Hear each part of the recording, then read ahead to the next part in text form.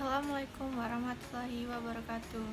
Halo, perkenalkan nama saya Riananta dengan nomor NIM 0202414362 dari Fakultas Keguruan dan Ilmu Pendidikan Prodi PGSD. Di sini saya akan mempresentasikan tentang hak asasi manusia dengan dosen Dr. Haji Hendra Wijaya SAG MPDI.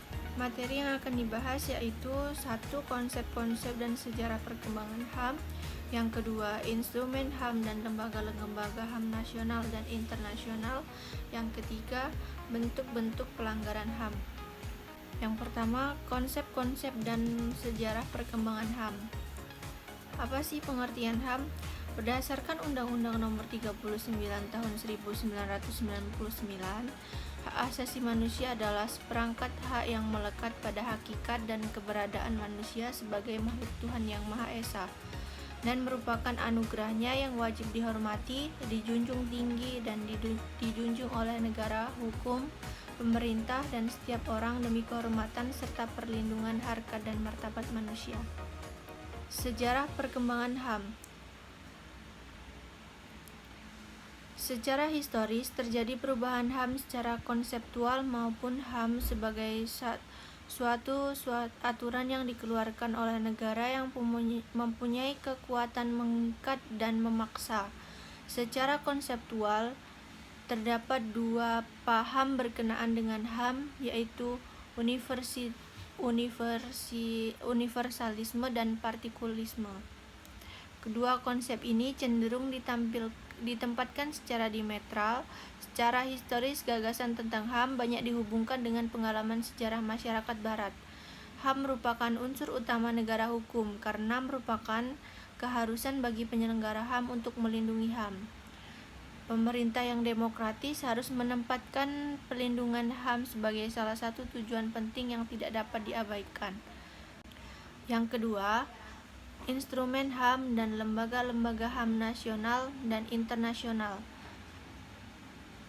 Instrumen HAM dikutip situs Komisi Nasional Komnas HAM. Dalam pelaksanaan HAM ada instrumen yang dipakai, yakni instrumen nasional dan instrumen internasional. Instrumen HAM adalah alat yang digunakan untuk melindungi dan menegakkan HAM.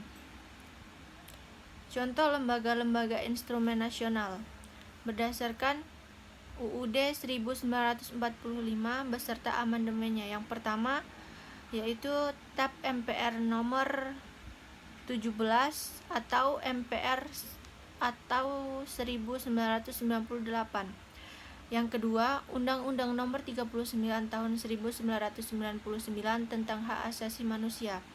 Yang ketiga, Undang-Undang Nomor 26 Tahun 2000 tentang Pengadilan HAM. Yang keempat, Undang-Undang Nomor 40 Tahun 2008 tentang Penghapusan Diskriminasi Ras dan Etnis. Yang kelima, Undang-Undang Nomor 7 Tahun 2012 tentang Penanganan Konflik Sosial. Yang keenam, peraturan perundang-undangan nasional lainnya yang terkait. Instrumen internasional. Contoh lembaga instrumen internasional yaitu 1. Piagam PBB 1945. Yang kedua, Deklarasi Universal HAM 1948. Yang ketiga adalah Konvenan Internasional tentang Hak Sipil dan Politik. Baiklah, kita akan membahas bentuk-bentuk pelanggaran HAM. Contoh pelanggaran hak asasi manusia. Yang pertama, penyiksaan dan perlakuan merendahkan martabat. Contohnya, penyiksaan fisik atau psikologis terhadap tahanan dalam penjara atau tahanan politik, perlakuan merendahkan martabat, dan penggunaan kekerasan oleh petugas keamanan. Yang kedua, eksekusi mati tanpa proses hukum yang adil. Yang ketiga, penghilangan paksa atau penghilangan orang. Yang keempat, pelecehan seksual dan kekerasan gender termasuk bentuk-bentuk pelanggaran HAM. Contohnya pemerkosaan, pelecehan seksual atau kekerasan gender terhadap perempuan dan anak perempuan, terutama dalam konteks konflik bersenjata. Yang kelima, penahanan sembarangan atau penahanan tanpa pengadilan. Contohnya yang keenam yaitu diskriminasi ras, agama, gender, atau kelompok lainnya. Masih banyak bentuk-bentuk pelanggaran HAM yang lain yang tidak bisa saya sebutkan. Sekian presentasi dari saya. Saya akhiri. Wassalamualaikum warahmatullahi wabarakatuh.